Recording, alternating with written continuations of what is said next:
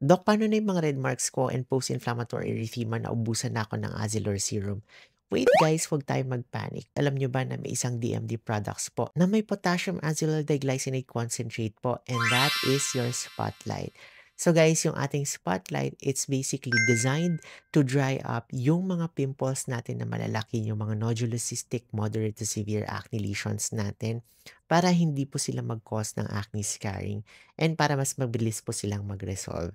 So what you do is spot treatment lang. Yung spotlight natin, ilalagay natin siya dun sa mga areas na meron tayong malalaki, galit, and inflamed and very red na mga acne. But since it contains a high concentration of your potassium azelaic diglycinate, even though wala kayong azelaic serum, you can actually use this as your replacement.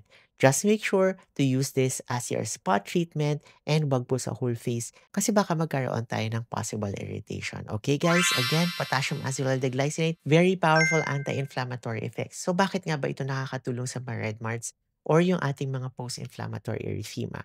So after po mag-resolve or mag-heal po yung ating acne, yung skin po natin is still undergoing a process of repair. May mga remnants pa rin po ng inflammation doon. So yung inflammation na ito guys ay nag-encourage ng mga growth factors na mag-concentrate sa area na yon. And those growth factors actually encourage also the little blood vessels to develop into your skin. Kaya po, the more blood vessels you have on the skin, the more visible po yung redness. Kasi guys, di ba yung mga blood vessels natin nagko-contain sila ng blood? Eh, anong color ng blood? Di ba kulay red? So yun guys, no? But because potassium azelaic glycinate has powerful anti-inflammatory effects, binabawasan nito ang inflammation.